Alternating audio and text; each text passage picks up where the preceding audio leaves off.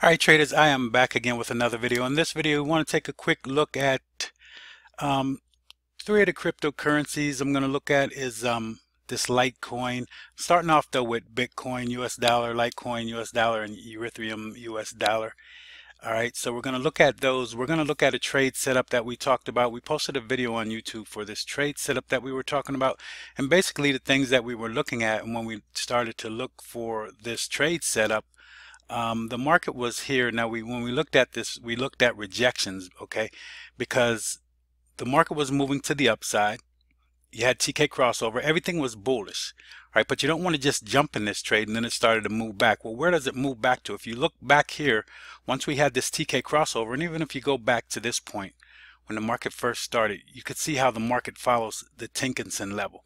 This green, the green line here, hits there, hits there, hits there, stays there for a little bit, and then it violates. It violated the TK zone, had a full breakthrough of the Ichimoku also. Then it came back to the upper side, followed Tinkinson again, bounced off of Tinkinson here and here. Throughout this whole time, except right here, the market never closed below Tinkinson pretty much.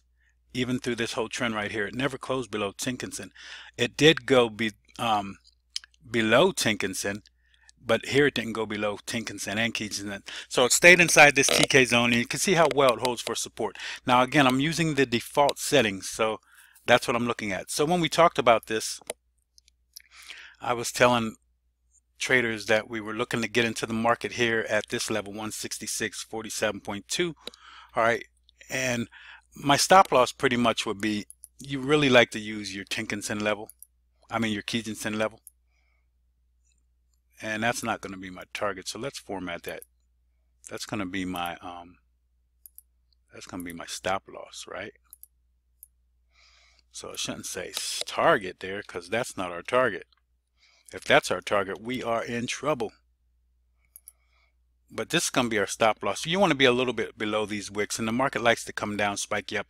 Now I need to pay a lot more attention and study the flow of this pair more, of this asset basically more, to understand it, and then I'll be able to make sure that my stop loss levels are valid, because a lot of times, you know, even with Forex especially, they know where your targets are, they know where your stop losses are, and it just tack it and then boom.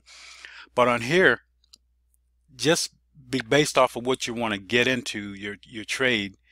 This is where I'm putting my stop loss, because I like to have a technical stop loss, and a technical stop loss usually is support and resistance. If you can't take a technical stop loss, then you just can't take a trade, okay? Because you can't say, if the technical stop loss is too big for you, then you can't take that trade. You can't just say, well, I'm gonna offer a $30 trade stop loss, or $20, whatever, $100 or $2,000. You can't base it on the amount that you can afford. You have to be able to afford the technical level, and if you can afford that with what you're trading, then that's when your trade is good. All right, if you can't afford the stop loss, don't take the trade, definitely. All right, but anyway, you could see it breaking up. So now we sat here for a while. We approached this level pretty nice, and then we sat at this level for quite a while. But now the market finally seems like it's trying to make a move to the upside, and you could see we'd love to see this close at this point, because a close above these highs here would indicate that we're building momentum. We want to see that momentum start to go. So once we look at this trade here, if you're in this trade and if you're not, there's two ways you could get into this trade. So when this candle closed, you could enter the market here. If it closes above our level here, you could still enter this trade. What you're doing is you're making your risk bigger, because you have to be down below this point here at least. All right, but then also there's a couple ways that you trade. So I like to trade rejections at the level. I don't wait for the market to close, I take it at that level. But if you miss that, you still could take the trade, because now this signifies that you closed above these levels and you're not going to be faked out. A lot of times you will see the market come up to these levels, spike through, and the next thing you know, the market drops to the downside, okay? So I use these strategies for everything that I do, and to me it's like, you know what you're looking for. You always have levels that you're trading. You look for this price action, and then you get into the market. All right, you don't guess where you want to get in. You don't say you want to get in because you see a long big candle and you want to get in. If you pay attention to some of these crossovers, and a lot of times we'll get a crossover here. One of my secrets that I tell people to look at is when you get a TK crossover, watch how many candles come back to the market before it comes back to Tinkinson. Realize what that number usually is. Now I know with Forex, most of the time 10 candles we're back to Tinkinson within 10 candles. Now I'm not telling you something that's definite. It's just something that you could kind of look for. And if you're going to get into a trade and you had a TK crossover and it's already been 7-8 candles since the crossover, I definitely wouldn't get into the trade, because more than likely you're going to get that pullback or that correction, and it's going to take you back to Tinkinson or some of our other trading levels. So therefore, pay attention to certain things like that, and we'll look more and understand this asset a little more and understand how many candles we need to look for before the normal pullback occurs. All right, percentage wise, TK crossover is based off of just pulling back off of the after the crossover. All right, so we'll have to see that, we'll have to study that more. All right, but looking at this, we want to see this candle close here. That'll signify some strength, and then we definitely, you always want to get past your previous high here. So that will be your first target basically, and then after you get through there, you're going to shoot for this target up here, right at 27,687.89. That's going to be basically off of looking at Ichimoku. That's going to be one of the Ichimoku end values. Okay, and that's where you're going to take profit, total profit. Now, I don't take total profit a lot of times. I like to see what the market's going to do. So if I hit my level, even if I hit this level, I want to see what price action is going to do. I want to see if I'm getting any indecision candles at this level, or I'm getting rejections of this level, because then that tells me the market may not get through that point, and then I may take profit. Especially do the same thing when you get up here, because that's where you're going to start looking for your target, for your if you could go farther, that's your target. You don't want to just automatically take profit, but if you set your target, you could take it there if it gets there. Okay, but the thing is also, looking at this level, when price gets there, I want to see if the level's being rejected, if there's indecision at this level. When there's indecision at that level, I usually I bring my stop loss all the way back, all the way up to the indecision level, and put it right under the indecision candle. So say this candle right here, this was our target. So the market moves up, we hit our target right here, and then we had this indecision candle right here.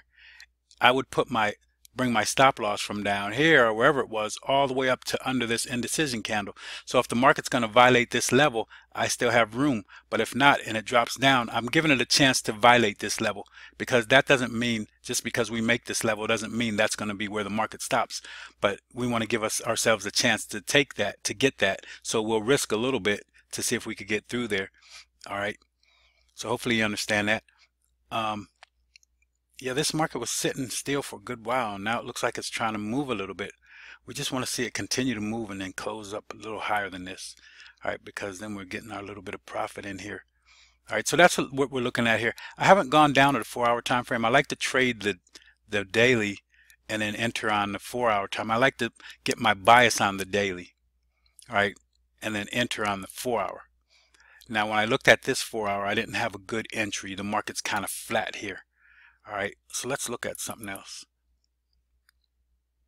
And the thing that scares me with this too, also even with the trade setup that we're looking at, I don't consider these long wicks. I'm looking at this level here, and look at the divergence, but we're flat here, so it kind of shows me a little bit of weakness in the market at the 4-hour time frame, but I don't see a lot of weakness on the daily. That's what I'm really concerned about. I don't see that much weakness on the daily.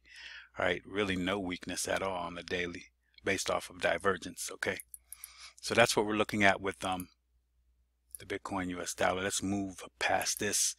All right, let's go down to the Litecoin US dollar. Guys, this thing is really moving. Now you see one thing that I'm going to pay attention to is I'm getting a flat Kijinsen here, and I found a top. Is the market going to violate this high? If not, watch out for this flat top. I wouldn't trade this thing. I mean, sometimes you just have to miss. You just miss out. I wouldn't get in the market here because a couple reasons, but the main reason is because drawdown. I have to expect drawdown to this flat Kijinsen at least, maybe to your Tinkinson, but probably to the Kijinsen. So you would be looking at something like this. we've got a flat Kijinsen, and I can't draw too good, so it looks like I'm drunk there, but I'm not. Then you have our top. This is our top. The market hasn't violated that top or closed above it. And then you're going to see if we don't get past that point and we're flat, and you enter a trade at this point or anywhere up here, then you're going to be in drawdown if the market pulls back, because a lot of times you get a flat Kijinsen, the market comes back to it, and then it goes. That's why I trade levels, guys, because I want to have a level to get into. This would not be a level to get into the trade. To get into a trade, you have to have a level. So like we looked at the previous pair, all right, or the previous asset that we looked at. Let's go, we can look at this. You see the same things. That's why if you're patient and wait for a setup, you'll get a good trade. All this was garbage right here. I don't even look at trading this. But then you could see when the market went and then it broke above the cloud here, pretty much had a break above the cloud. I don't look at that Kumo breakout, but that was a Kumo breakout right here. And then the market moved higher, and then it followed Tenkan-sen throughout, and then it really took off here. So you see the angulation here, and then now it looks like you're consolidating and getting some correction, but then you have more movement. But we're flat here. That doesn't in line with what we see right here. So this is flat. You may see a pullback here. So let's get one more thing in here. Ultimate oscillator. Yes. Now look at the divergence here. This is ridiculous. So be careful here. I would be very careful on this right now, taking it long at this point, because look at this going to the downside. So I'm going to draw it out for you, and we could even show where this diverge. Let's look at this point. Go from here all the way up to here. Look at that angle. Well, this level right here is this level right here, and then where the market is right now, right there. If you go from there to there, look at that angle to the downside. That's bearish divergence. You may see the market drop to the downside based off of the weakness that we're seeing here. All right, so there's some weakness. All right, so I would be skeptical to take any type of trade at this point. And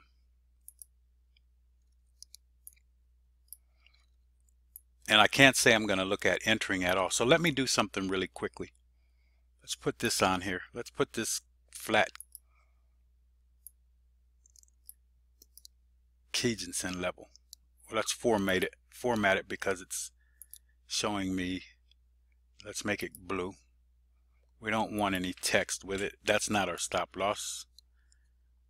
And then let's say okay to it. So now we see that's our daily Kijinsen level. That's where we think the market could pull back to. All right, because, and I don't see any C clamp or anything on here. So there could still be some good movement. I don't see a C clamp, and this is with the normal settings. All right, so I'm going to go to the 4-hour time frame and see how the flat Kijinsen is here on the 4-hour. The market broke below it, then went back to the upside. I would have been worried about this trade, and then I would have set up for it, because this is where I would have started looking. You see where it had a little rejection here, and I would have started looking for a trade long at this point off of the 4-hour, and my entry would have been at this level. All right, so once I see this red candle develop, my entry is a little bit above that level. All right, and it's still saying the same thing because I got that in there. So let me get that out of there so it doesn't confuse anyone.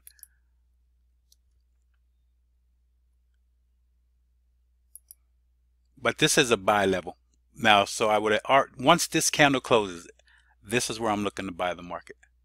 So then the market drops and then drops lower. It closes below my little rejection candle, so I take everything off the table now.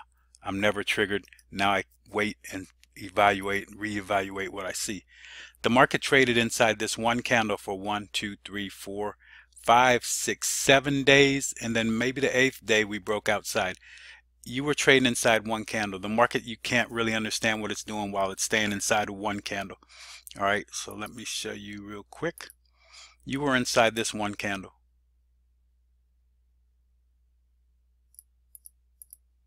All right, so while you're inside that one candle, you really don't know what the market's going to do. But this is a daily time frame. I could go down.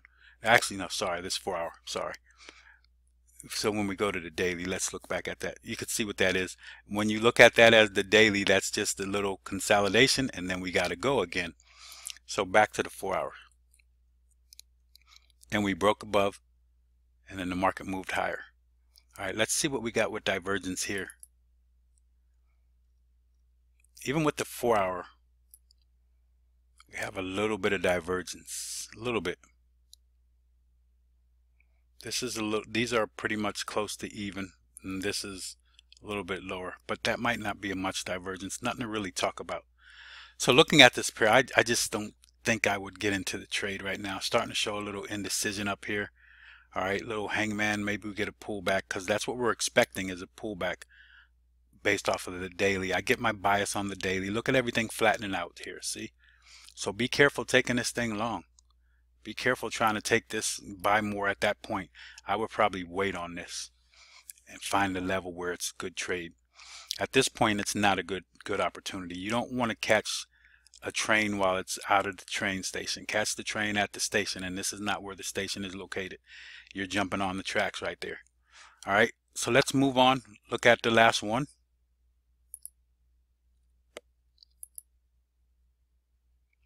ETH US dollar.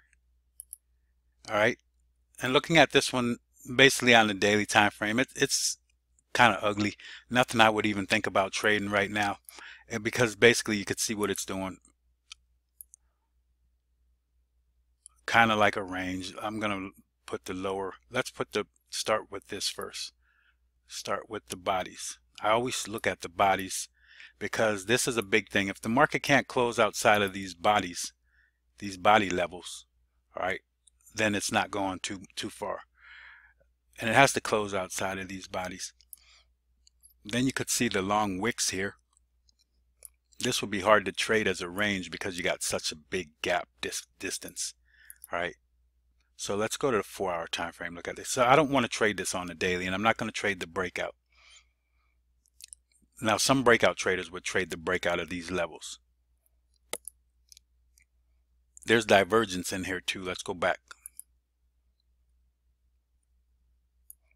So why are these levels, if I go to this point, these levels are even or at least higher, and this is pointing to the downside.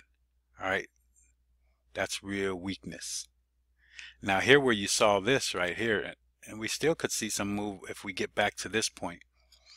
All right, because you see the flat. Now when you look at the, I'm looking at the top upper level and the bottom level right now, and I'm paying attention to this divergence. So when I see this divergence here, when I see this, all right, so let me mark this so you understand what I'm looking at. When I see this level, and then the market comes back pretty close to this level, and I wouldn't have looked at this trade because it's still sloppy to me. That X is there, and this one is, let's say, roughly right here. It's a little lower. This isn't lower. So then I would be thinking that the market's going to move to the upside. This move to the downside showing you hidden bullish divergence, and then you got to trade off of the support level. The market moved higher. But I wouldn't have been looking to trade that myself just because how sloppy it is. If I'm going to trade a range, I want more a neater range than that. All right, let's go to the 4 hour real quick. Look at this, and you could see the range, how it was in the range levels. Let's mark it down here. Let's mark it at the top bodies and the lowest body, which would be right there. We didn't come back. We barely came back. Ichimoku sloppy in this. Ichimoku doesn't give you any help with this market right here, this flatness. All right, any of the fractals don't help you much here either because this is very choppy. It's just an up and down market. The only way you trade this is just straight range trading. All right, so other than that, I don't see anything with this right now. I wouldn't even be paying attention to it. I would not trade it. You can see what it looks like on a daily. It's ugly. You're not going to get consistent profit with it. Maybe if you're, if you're a scalper, you may be able to get something in there. but it's kind of sloppy and I wouldn't trust it, especially where it is. When you trade these kind of levels, you want to try to trade as close to support or resistance as possible, so you have something to help you on the lower side and not something on the upper side to keep the market from going opposite of your trade. And that still doesn't mean it's 100%, but at least it gives you higher probability and less risk. All right, so that's going to be it. Looking at that, that's the end of the session. Hopefully that helps some of you guys out. We'll continue to look at these cryptocurrencies and continue to try to help you guys out. Hopefully I am. And until next time, have a great one. God bless. So long.